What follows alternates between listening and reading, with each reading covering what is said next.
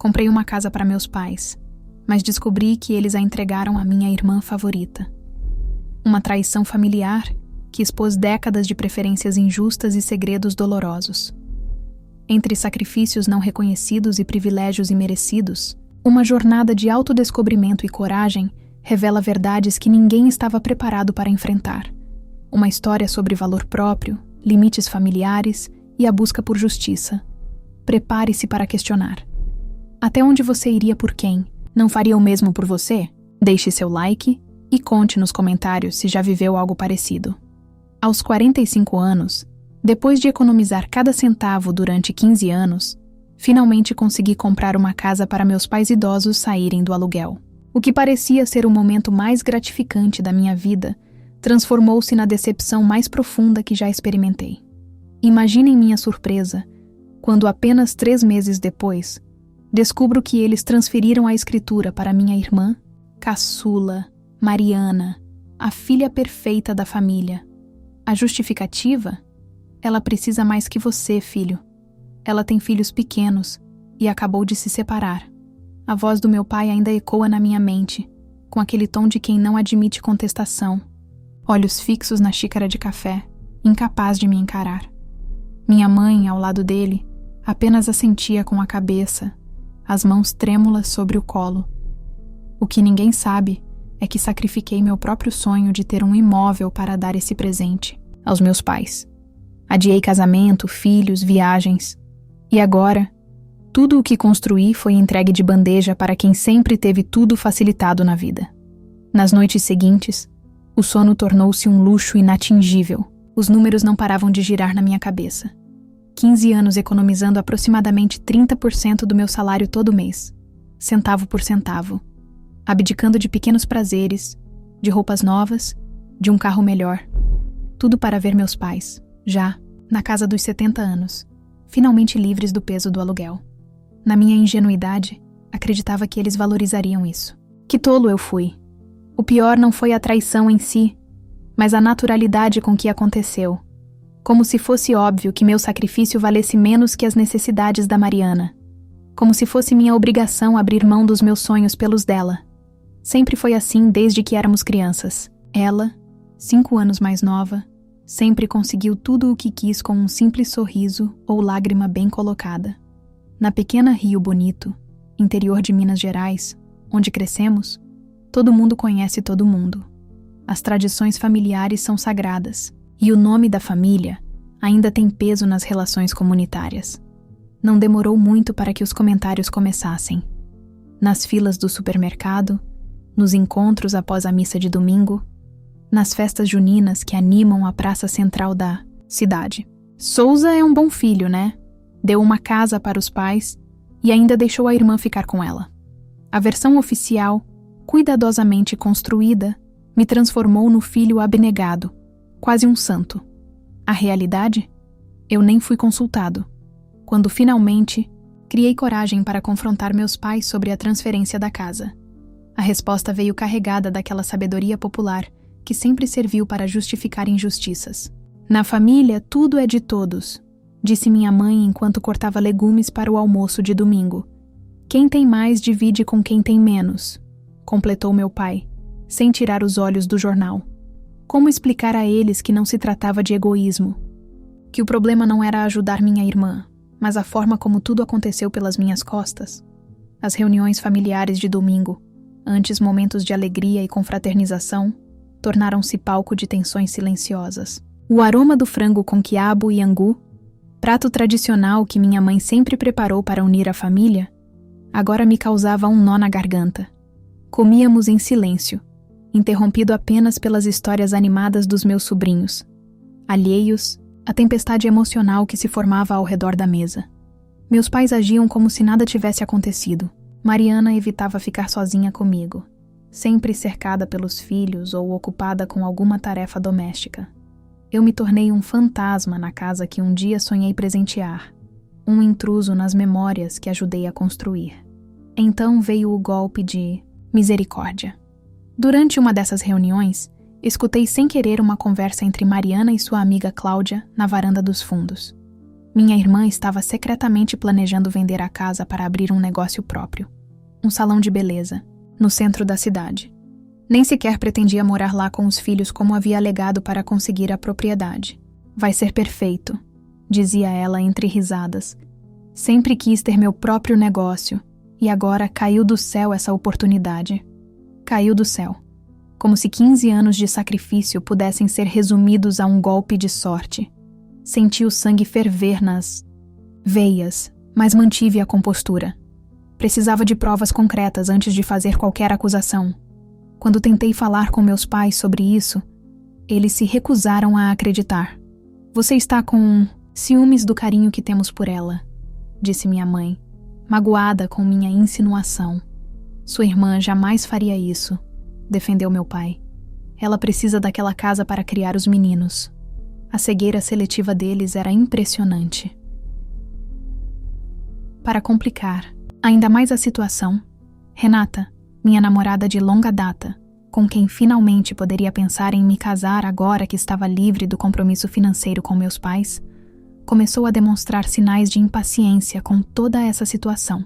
8 anos de relacionamento, adiando sonhos, planejando um futuro juntos. Ela sempre entendeu minha prioridade em ajudar meus pais, mas não conseguia compreender por que eu continuava tão leal a uma família que claramente não valorizava meus sacrifícios.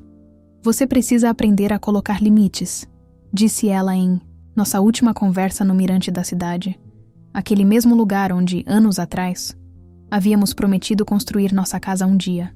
O pôr do sol tingia o céu de laranja e vermelho. As luzes da cidade começavam a se acender lá embaixo. Uma visão que antes nos enchia de esperança, agora era o cenário do fim. Não posso continuar esperando você se libertar dessa dinâmica tóxica. Tenho meus próprios sonhos, Ricardo. A mensagem de texto chegou 3 dias depois. Sinto muito, mas preciso seguir em frente. Você sempre vai escolher sua família acima de tudo. E eu mereço ser prioridade na vida de alguém. Seja feliz. Nem mesmo uma ligação, um encontro pessoal. Anos de relacionamento reduzidos a alguns caracteres na tela do celular. Interessante. Como alguns têm a audácia de falar sobre prioridades por mensagem de texto. Comentei em voz alta para o apartamento vazio, rindo sem humor enquanto servia mais um dedo de uísque barato. Talvez ela e Mariana devessem se encontrar para discutir técnicas de abandono. Poderiam escrever um livro. Como deixar Ricardo Souza para trás em 10 passos simples. No trabalho, as coisas também começaram a mudar. Como contador de uma empresa de médio porte, sempre fui conhecido por minha lealdade, determinação e um senso de justiça quase obstinado. Essas características me levaram não apenas a economizar meticulosamente para realizar o sonho de tirar meus pais do aluguel, mas também a construir uma carreira sólida e respeitada. Agora, porém, minha concentração estava comprometida. Erros pequenos, mas incomuns para meu padrão habitual, começaram a aparecer. Planilhas com valores trocados, prazos esquecidos.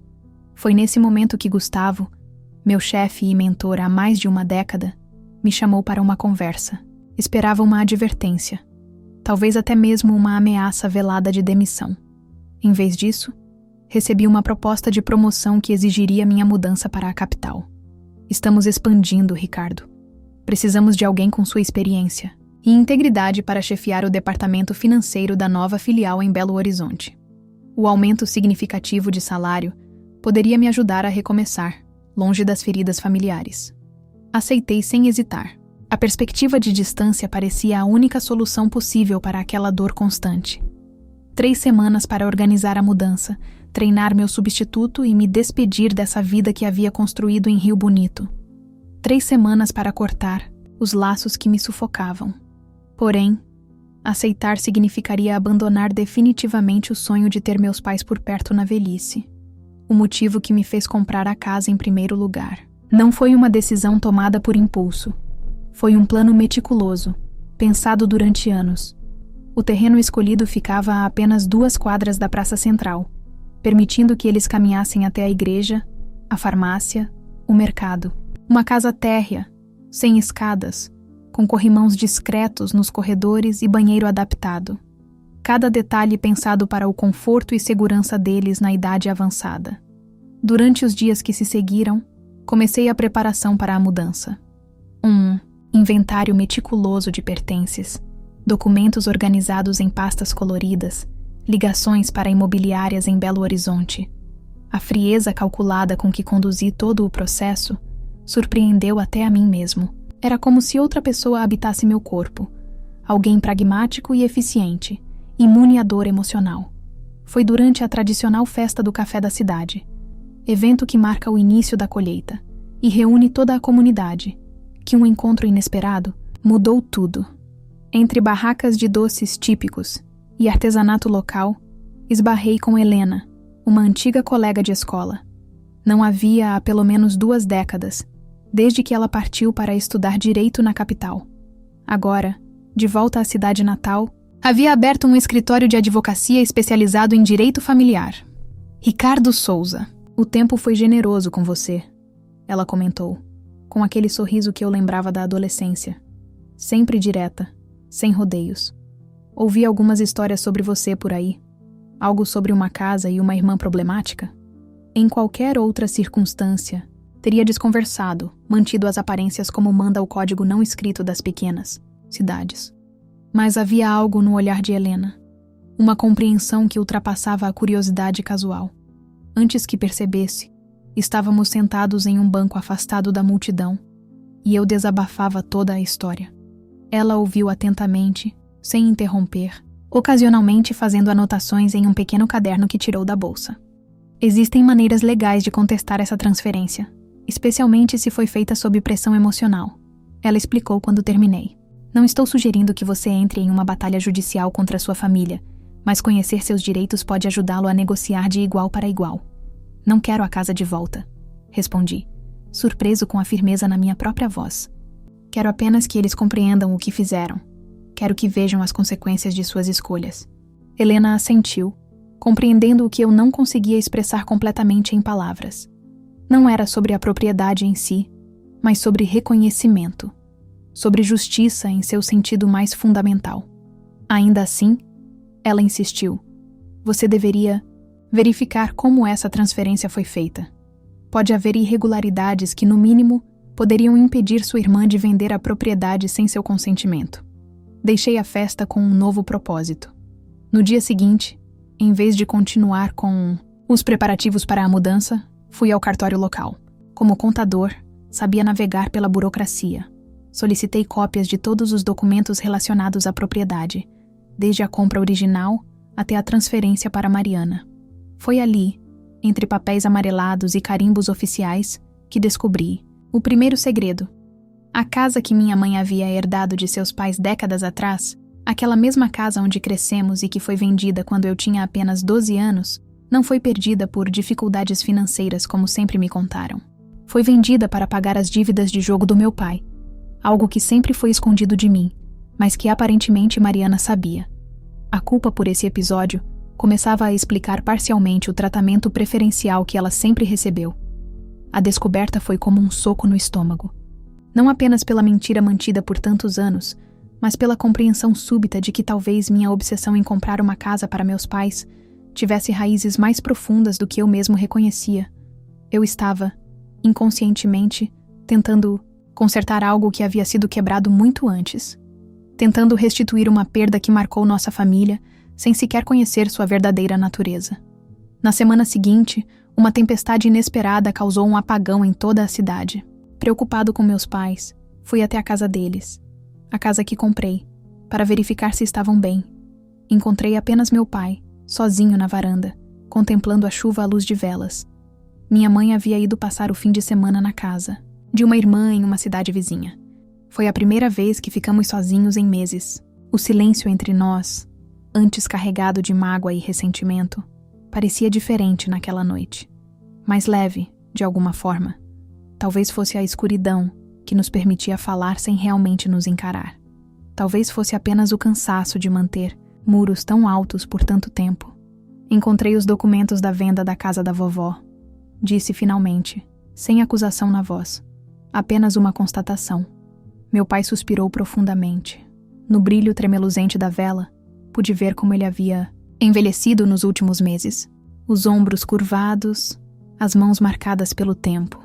Seu avô me fez prometer em seu leito de morte que garantiria que sua mãe nunca ficaria sem uma casa própria, confessou ele, a voz embargada. Eu falhei com ele, e agora tenho medo de partir deste mundo sem cumprir essa promessa. Então por que dar a casa para Mariana? Perguntei genuinamente confuso. Porque achamos que você estaria bem sem ela. Você tem seu trabalho, sua vida organizada. Mariana sempre foi mais frágil, mais dependente, precisando de mais proteção. Ele fez uma pausa, lutando com as palavras. Quando você trouxe aquela escritura, pensei que finalmente havia cumprido minha promessa, que sua mãe teria segurança.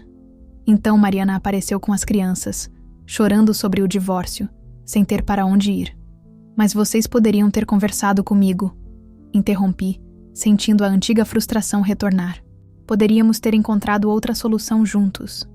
Eu sei, ele admitiu, surpreendendo-me. Agimos errado. Sempre foi mais fácil ceder às demandas da sua irmã do que enfrentar os problemas de frente. É um padrão antigo, filho. Aquela confissão, simples mas honesta, desarmou-me completamente. Pela primeira vez senti que meu pai realmente me via, não como o filho responsável e independente que não precisava de atenção ou cuidado, mas como alguém que também tinha sentimentos, sonhos e necessidades. Enquanto isso, sem que eu soubesse, Mariana enfrentava seus próprios problemas. O novo relacionamento que havia iniciado logo após a separação, com um empresário da capital que frequentemente visitava, Rio Bonito, começava a mostrar rachaduras. André, que inicialmente a incentivou a aceitar a casa, argumentando que era o mínimo que a família devia a ela depois de anos de favoritismo para o irmão bem-sucedido, revelava-se cada vez mais interessado em seus bens do que em construir uma vida juntos. Foi durante os preparativos para o jubileu da paróquia local, evento que mobiliza toda a comunidade, que encontrei Rodrigo, ex-marido de minha irmã. Ajudávamos a montar as barracas para a festa, quando ele, após algumas cervejas, começou a desabafar sobre o divórcio. Contrariando todas as histórias que circulavam na família, ele revelou que a separação foi iniciativa dela, não dele, como todos acreditavam. Ela conheceu esse cara, o André, em uma de suas viagens para visitar a prima em BH, explicou ele, martelando uma estaca no chão com mais força que o necessário. 2 semanas depois, me disse que nosso casamento havia acabado, que merecia mais da vida, que eu era muito simples para suas ambições. Mas e a história sobre você ter abandonado ela e as crianças? Perguntei, atônito. Rodrigo riu sem humor. Essa foi a versão que ela contou para ganhar a simpatia da família. Na verdade, ela me expulsou de casa num domingo à noite. Tive que dormir no posto de gasolina onde trabalho até conseguir alugar um quartinho nos fundos da casa da Dona Célia. Ele fez uma pausa, olhando diretamente para mim. Ela sempre soube manipular vocês. A filha frágil que precisa de proteção constante. É tudo um papel bem ensaiado. Aquela conversa abriu meus olhos para um padrão que, no fundo, sempre soube. Que existia, mas nunca quis admitir. Mariana não era apenas a filha favorita. Era uma manipuladora habilidosa que havia construído sua vida, explorando a culpa e as inseguranças dos outros. A situação atingiu seu ápice 2 semanas depois, durante o almoço de domingo. Percebi que algo estava diferente assim que cheguei. A mesa posta com a melhor louça, o vinho reservado para ocasiões especiais, todos vestidos com esmero. Mariana e André sentados lado a lado, ela com um sorriso nervoso, ele exalando confiança, artificial. Foi no meio da sobremesa que ela soltou a bomba. Papai, mamãe, Ricardo, André e eu temos um anúncio a fazer. Decidimos vender a casa e abrir um restaurante na capital. Será um novo começo para nós. O silêncio que se seguiu foi ensurdecedor. Era como se o tempo tivesse parado. O tilintar dos talheres contra os pratos, o canto dos pássaros no quintal que ajudei a plantar, a respiração pesada do meu pai. Tudo amplificado pela tensão que preenchia a sala. Vender? Repetiu minha mãe, a voz quase inaudível. Mas pensamos que você precisava da casa para criar os meninos, para recomeçar depois do divórcio. Os planos mudam, mamãe. respondeu Mariana com um encolher de ombros casual. Esta é uma oportunidade única. André conhece o ramo, tem contatos. Precisamos do capital para investir. Foi naquele momento que vi a compreensão finalmente atingir meus pais. A extensão do seu erro tornando-se dolorosamente clara em seus rostos envelhecidos. Meu pai, sempre tão seguro de suas decisões, parecia diminuído, afundado na cadeira como se um peso invisível o empurrasse para baixo. Minha mãe, a mediadora eterna, a pacificadora da família, não conseguia encontrar palavras para amenizar aquela situação. Não senti nenhuma satisfação com aquela cena. Apenas uma profunda tristeza pelo tempo perdido, pelos mal-entendidos, pela dor desnecessária. Por um breve momento, considerei revelar ali mesmo tudo o que havia descoberto. A manipulação de Mariana, a verdade sobre seu divórcio, os planos de André para usar o dinheiro da venda em benefício próprio. Informações que Helena havia me ajudado a reunir nas últimas semanas. Seria uma vingança perfeita. Uma exposição pública que destruiria a imagem cuidadosamente construída da filha perfeita. Em vez disso, levantei-me calmamente da mesa. Se me dão licença, preciso ir. Tenho alguns compromissos antes da mudança. Peguei meu casaco, beijei minha mãe na testa e me dirigi à porta. Mudança? Que mudança? Perguntou meu pai, parecendo sair de um transe. Fui promovido. Estou me mudando para Belo Horizonte na próxima semana. A notícia, que antes era meu segredo, caiu como uma bomba adicional naquela reunião já tensa. Desejo sorte com o restaurante. Estava quase na porta quando uma lembrança súbita me fez parar. Uma informação que havia descoberto quase por acaso, durante minhas pesquisas sobre a propriedade. Só um detalhe que vocês deveriam saber antes de fechar qualquer negócio. Comentei, como quem lembra de algo sem importância. Descobri, através de antigos registros municipais, que o terreno onde construí a casa tem um valor histórico. Foi parte de uma das primeiras fazendas de café da região, de propriedade do Barão de Rio Bonito. A prefeitura está interessada em preservar construções originais daquela área, o que poderia complicar bastante uma venda. Não era exatamente uma mentira. O terreno realmente fazia parte de uma antiga fazenda de café, embora eu não tivesse certeza sobre o interesse da prefeitura em preservá-lo. Mas a expressão de pânico no rosto de André valeu cada palavra. Nos dias que se seguiram, não atendi às ligações insistentes de meus pais. Precisava de espaço para processar tudo o que havia acontecido. A mudança para Belo Horizonte tornou-se meu foco exclusivo. Um novo apartamento, uma nova rotina, uma nova vida.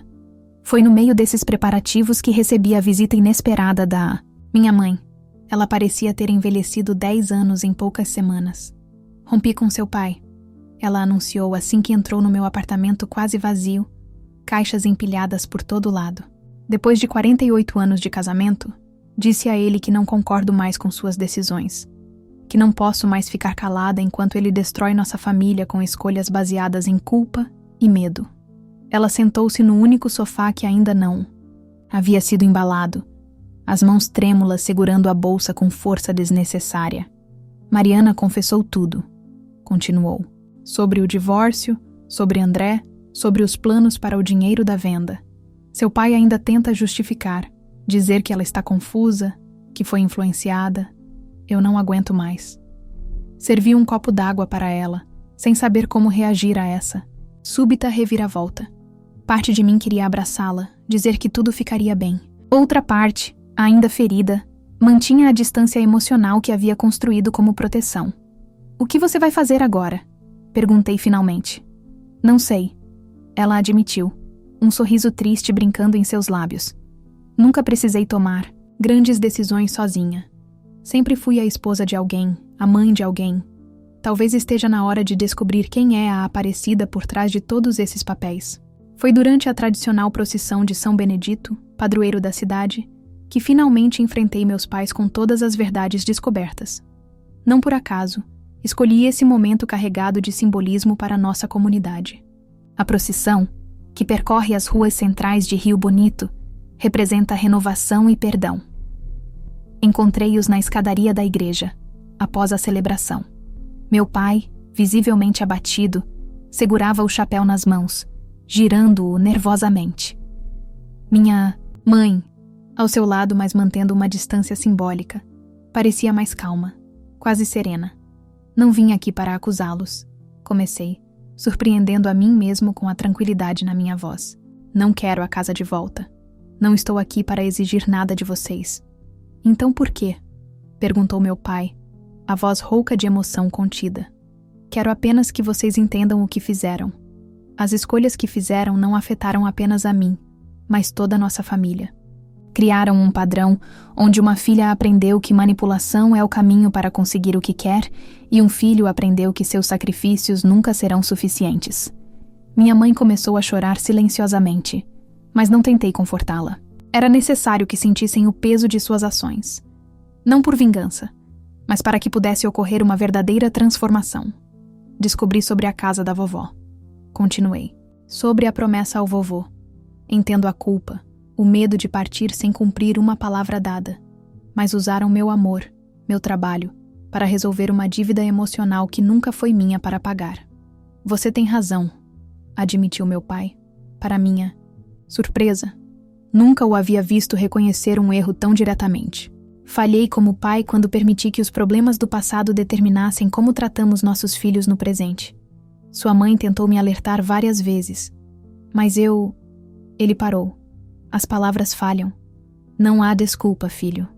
O verdadeiro desafio começou quando Mariana, confrontada com suas próprias manipulações, precisou decidir entre manter as aparências ou admitir seus erros. A comunidade local, onde todos se conhecem, observava atentamente este drama familiar que acontecia no centro de suas tradições e celebrações. André desapareceu assim que percebeu que o plano da venda rápida não seria possível. Com ele, foram-se também as promessas de um futuro brilhante longe de Rio Bonito. Mariana encontrou-se subitamente sozinha, enfrentando não apenas o julgamento da família, mas de toda a cidade. Em um gesto que a surpreendeu tanto quanto a mim, foi Helena quem estendeu a mão para ajudá-la. Todos merecem uma segunda chance, explicou ela, quando questionei sua decisão de oferecer a Mariana um emprego em seu escritório. Sua irmã precisa aprender a conquistar as coisas por mérito próprio, não por manipulação emocional. A casa, aquela casa que havia sido o epicentro de tanto conflito, permaneceu vazia por alguns meses. Nem meus pais, reconciliados mas ainda trabalhando em seus problemas com a ajuda de um terapeuta da cidade vizinha, nem Mariana sentiram-se no direito de ocupá-la. Os vizinhos começaram a especular sobre possíveis compradores, sobre a maldição que parecia ter se abatido sobre a propriedade. No desfecho desta saga de 1 ano e meio, não houve vencedores ou perdedores, apenas pessoas imperfeitas tentando reconstruir laços danificados por expectativas desiguais e segredos antigos. A promoção em Belo Horizonte provou-se mais desafiadora e gratificante do que eu poderia imaginar. A distância, que inicialmente busquei como fuga, tornou-se uma ferramenta de perspectiva. Em uma tarde de domingo, quase 2 anos após toda a turbulência começar, recebi um telefonema inesperado. Era Rodrigo, ex-marido de Mariana. Sei que parece estranho eu ligar, começou ele hesitante. Mas achei que você gostaria de saber. Mariana e eu estamos conversando novamente. As crianças sentem falta de ter a família unida. E ela... Ele fez uma pausa. Ela está diferente, mais madura. Disse que aprendeu muito com você e Helena. Fico feliz em ouvir isso. Respondi sinceramente. O ressentimento que um dia dominara meus pensamentos havia se dissipado gradualmente, dando lugar a uma compreensão mais profunda sobre a complexidade das relações familiares. Foi durante essa conversa que surgiu a ideia que, eventualmente, transformaria o fim desta história em um novo começo. A casa, ainda vazia, poderia servir a um propósito maior que nossas disputas pessoais. 3 meses depois, em uma cerimônia simples no quintal daquela mesma casa, reunimos toda a família e amigos próximos para inaugurar o Centro Comunitário Souza. O antigo imóvel, reformado e adaptado, tornou-se um espaço para acolher idosos durante o dia, oferecendo atividades, refeições e companhia para aqueles cujas famílias trabalham fora. Meus pais, agora voluntários ativos do centro, encontraram um novo propósito na velhice. Mariana, reconciliada com Rodrigo e trabalhando meio período no escritório de Helena, aprendeu a valorizar a estabilidade acima da ambição desmedida. E eu, entre minhas viagens regulares de BH para Rio Bonito, descobri que família não é apenas aquela em que nascemos, mas também a que escolhemos construir com honestidade e respeito mútuo. A casa que um dia foi símbolo de traição e desapontamento transformou-se em um monumento ao recomeço. As feridas, embora cicatrizadas, deixaram marcas que nos lembravam diariamente da importância da honestidade e da comunicação. Quando olho para trás, para aquele Ricardo de 2 anos atrás, mal o reconheço.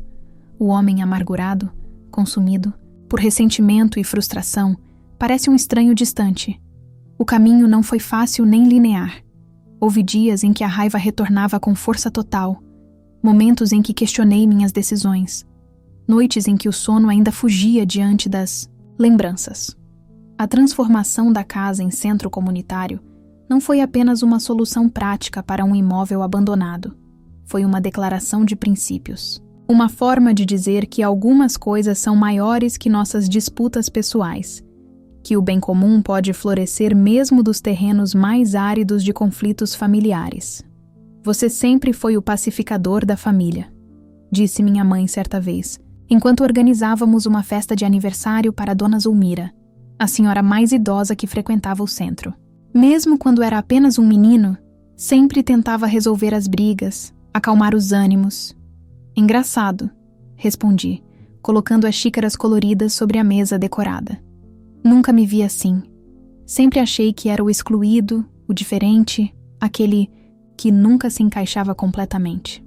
É porque você enxergava além das nossas limitações, ela explicou, com aquela sabedoria que só os anos podem trazer. Via o que poderíamos ser, não apenas o que éramos. Isso incomoda as pessoas que preferem permanecer no conforto de seus defeitos. Essa conversa ficou comigo por muito tempo. Não por vaidade ou por validação tardia, mas porque me ajudou a compreender que muitos dos meus sacrifícios não foram impostos. Foram escolhas baseadas em valores que sempre carreguei. A diferença agora era que essas escolhas seriam feitas com consciência, não por obrigação ou culpa. Helena e eu começamos a nos aproximar além das questões profissionais. Primeiro foram cafés ocasionais quando eu visitava Rio Bonito, depois longas ligações noturnas, até que as visitas se tornaram mais frequentes e os motivos, menos relacionados com a família ou o centro comunitário. Você tem as mãos sempre frias, observou ela em nosso primeiro encontro oficial. Um jantar no pequeno restaurante italiano que acabara de abrir na Praça Central. Dizem que é sinal de coração quente. Ou má circulação, brinquei. Ainda desconfortável com elogios ou observações pessoais. Sempre a explicação prática, não é mesmo? Ela sorriu, seus olhos refletindo a luz suave das velas. O contador que analisa tudo pelos números. Os números nunca mentiram para mim, respondi, mais sério do que pretendia. As pessoas, por outro lado, as pessoas são mais complexas que planilhas, Ricardo. Tem medos, inseguranças, contradições, inclusive você. Ela tocou minha mão, levemente. Talvez seja a hora de olhar além dos balanços de Dev. E a ver. Foi um processo lento, esse reaprendizado de confiar, de entender que vulnerabilidade não é fraqueza, que pedir ajuda não diminui nossa competência, que amar novamente não significa necessariamente repetir os mesmos erros. Helena, com sua paciência e franqueza características, tornou-se minha parceira nessa jornada. Em uma das minhas visitas mensais ao centro comunitário, encontrei Rodrigo instalando uma pequena horta nos fundos do terreno. Era início de primavera, e as primeiras mudas de alface, cenoura e tomate já começavam a despontar em canteiros cuidadosamente demarcados. As crianças tiveram a ideia, explicou ele, apontando para meus sobrinhos que brincavam mais adiante, enchendo pequenos regadores com água. Disseram que os vovôs e as outras pessoas do centro precisavam de comida de verdade sem veneno. Ele riu. Acho que estão tendo muitas aulas sobre alimentação saudável na escola. Observamos juntos por um momento, o silêncio confortável. Entre nós algo novo e precioso. Sabe, começou ele hesitante. Nunca te agradeci propriamente. Pelo quê? Por não ter contado a verdade sobre o nosso divórcio para todos quando descobriu. Você poderia ter exposto Mariana completamente, ter destruído a imagem dela na cidade. Seria justo depois do que ela fez. Refleti por um momento antes de responder. Não se tratava de justiça, na verdade. Ou pelo menos não daquele tipo. De justiça que busca punição. Fiz uma pausa, organizando meus pensamentos. Expor Mariana publicamente teria satisfeito meu ego temporariamente, mas não teria curado nada. Apenas criaria mais mágoa, especialmente para meus sobrinhos. Rodrigo assentiu, compreendendo. As crianças teriam sofrido mais que qualquer um. Exatamente. Elas não tinham culpa das escolhas dos adultos ao seu redor. Ajustei o chapéu para proteger-me do sol que começava a ficar mais forte. Além disso, acho que todos nós merecemos a chance de crescer além dos nossos erros, Mariana incluída. Foi nessa mesma visita que encontrei meu pai sozinho na pequena sala que havíamos transformado em biblioteca. Estava folheando um álbum de fotografias antigas, aquelas em preto e branco com bordas serrilhadas que contavam histórias de um tempo que eu não cheguei a conhecer. Esse aqui era seu avô, disse ele, apontando para um homem alto e magro, de postura rígida, ao lado de um Ford antigo.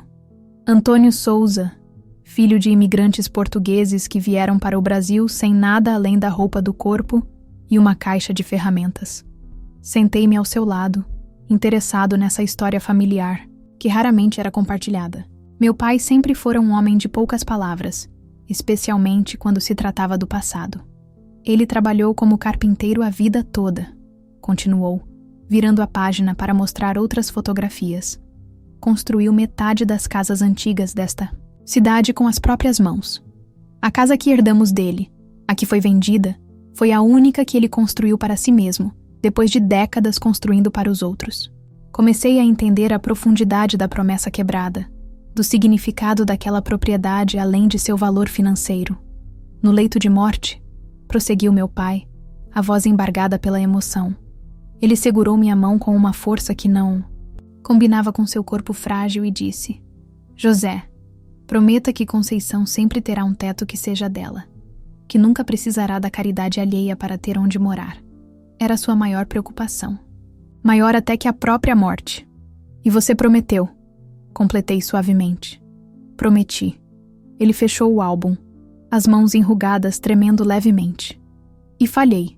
Quando as dívidas de jogo se acumularam, quando os agiotas começaram a ameaçar nossa família, vendi a única coisa que havia jurado proteger.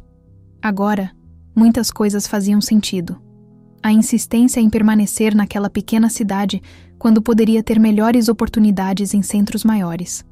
A recusa em aceitar minha ajuda financeira por anos, até que fosse apresentada na forma específica de uma casa. A transferência para Mariana, na esperança de que a propriedade permanecesse na família por mais tempo através dela e de seus filhos. Sabe o que é irônico? Perguntei, após alguns momentos de reflexão. O centro comunitário provavelmente deixaria vovô orgulhoso. Uma casa que não serve apenas à nossa família, mas a dezenas de idosos que precisam de acolhimento. Meu pai ergueu os olhos, surpreso com essa perspectiva. Nunca pensei dessa forma. A promessa era sobre segurança, sobre dignidade na velhice. Continuei. O centro proporciona isso não apenas para a mamãe, mas para muitos outros. Talvez seja uma forma ainda mais significativa de honrar a memória dele. Uma lágrima solitária escorreu pelo rosto envelhecido do meu pai, rapidamente enxugada com as costas da mão.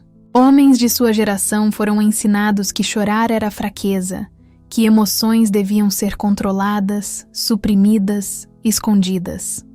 Obrigado, filho, disse ele simplesmente, recolocando o álbum na estante. Por ser melhor que eu.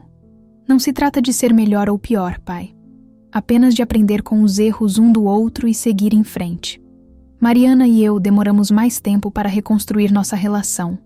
Os anos de favoritismo, competição silenciosa e, por fim, a traição com a casa, haviam criado um abismo entre nós que parecia impossível de atravessar.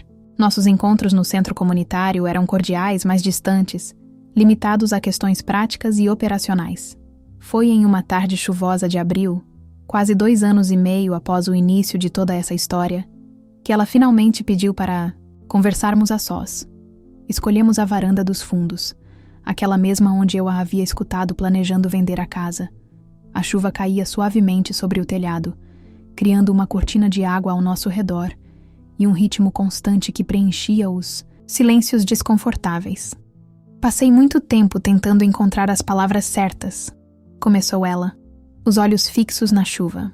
Ensaiei desculpas elaboradas, explicações detalhadas, justificativas para minhas ações. Mas no final, tudo se resume a 2 palavras que não digo com frequência suficiente. Me desculpe. Permaneci em silêncio, deixando que ela continuasse, em seu próprio ritmo. Sempre fui a filha problemática, a que precisava de mais atenção, mais recursos, mais compreensão, prosseguiu, um riso amargo escapando. No início era genuíno. Tinha problemas de saúde quando criança, dificuldades na escola. Mas em algum momento percebi que ser frágil trazia vantagens, e continuei interpretando esse papel mesmo depois de não precisar mais dele. Por mim, que está me dizendo isso agora? Perguntei genuinamente curioso. Porque cansei, respondeu simplesmente. Cansei de ser menos do que posso ser, de manipular em vez de conquistar, de ser vista como alguém que precisa ser resgatada constantemente. Ela finalmente virou-se para mim. E porque você merece saber que reconheço o que fiz, que entendo a gravidade dos meus atos. Não foi uma reconciliação instantânea ou milagrosa. Não nos abraçamos chorando, ou prometemos compensar os anos perdidos. Era tarde demais para algumas coisas, cedo demais para outras. Mas foi um começo, uma semente de honestidade plantada em solo que por muito tempo só conheceu meias-verdades e omissões. Nos meses que se seguiram, Mariana provou com ações o que havia iniciado com palavras. Desenvolveu um programa de alfabetização digital para os idosos do centro comunitário. Usou seus talentos para a organização, sempre apontados por nossa mãe, para estruturar eventos de arrecadação de fundos. Assumiu responsabilidades sem buscar reconhecimento ou vantagens. Rodrigo também se aproximou do centro, oferecendo pequenos reparos e manutenções que sua experiência como mecânico permitia realizar sem custo. Os meninos, meus sobrinhos Pedro e Lucas, tornaram-se figuras constantes, trazendo a energia e alegria que só crianças podem oferecer a um ambiente predominantemente idoso. Em Belo Horizonte, minha vida também florescia em novos e inesperados caminhos. A promoção que inicialmente aceitei como forma de escapar dos problemas familiares revelou-se uma oportunidade de crescimento profissional genuíno. Minha experiência e rigor ético foram reconhecidos não apenas dentro da empresa, mas no mercado financeiro da capital mineira. Helena e eu decidimos morar juntos após 1 ano de relacionamento. Escolhemos um apartamento a meio caminho entre seu escritório e meu trabalho, com uma varanda ampla onde cultivávamos ervas e flores.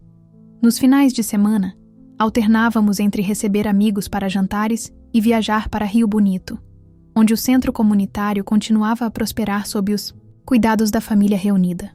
Foi durante uma dessas viagens que Renata, minha ex-namorada, cruzou meu caminho novamente. Estava de braços dados com um homem que reconheci vagamente como professor da escola local, carregando um bebê de poucos meses.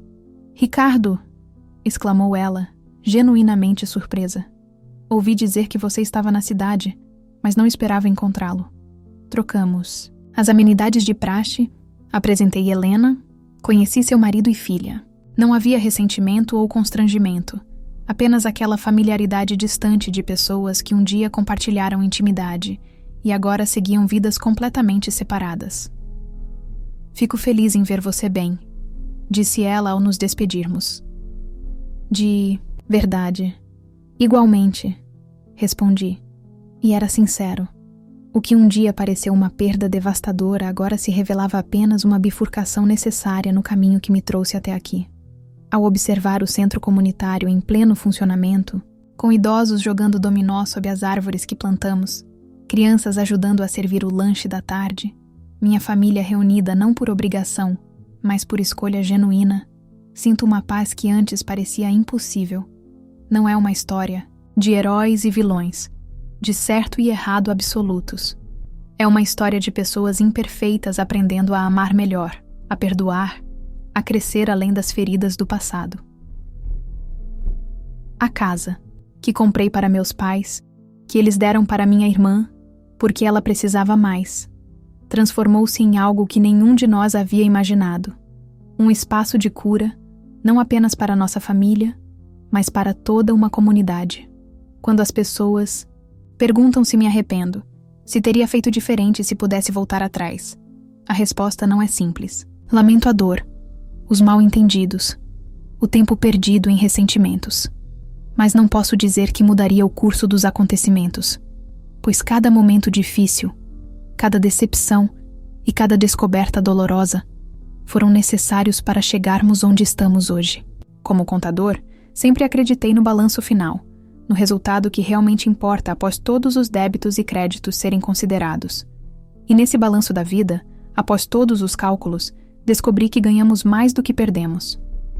Em uma tarde particularmente significativa, enquanto ajudava a Dona Clotilde, uma das idosas mais queridas do centro, a escrever uma carta para seu neto que estudava no exterior. Ela fez uma observação que resumiu perfeitamente toda essa jornada. Sabe, meu filho, a gente passa a vida tentando construir paredes para se proteger, para guardar o que é nosso.